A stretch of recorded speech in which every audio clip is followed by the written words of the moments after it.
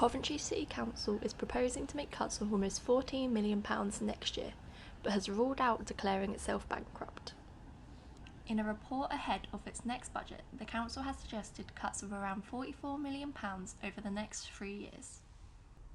For the next financial year, the council will consult residents on its proposals to cut services by nearly £9 million.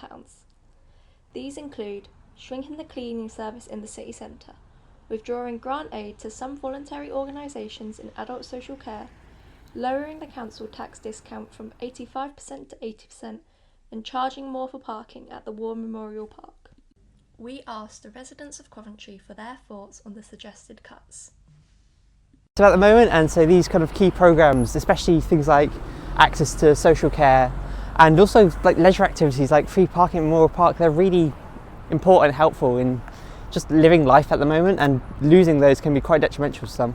I've been visiting a friend who works in social care with kids who've been through the care system, and she's worried about cuts being made to their service because they're struggling already, and it feels like so many of the local councils are struggling. I would say maybe it's not the council's fault. They are underfunded. They should do something in order to get more funds, since us, while being here, we should have more push in order to be able to live our life here in a different way and not be like so economically stranded.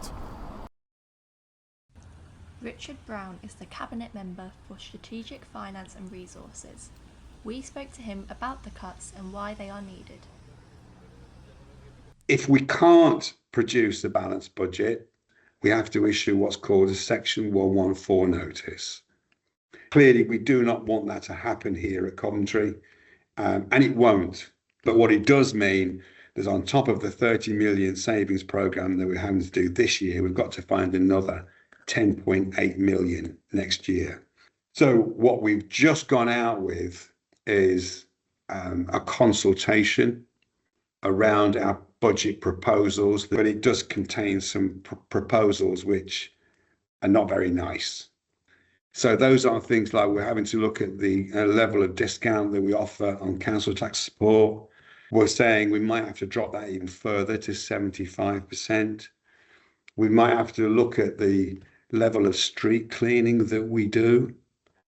This is the real sort of safety net that if we do not get the financial support that we need, then some of those things we may have to do.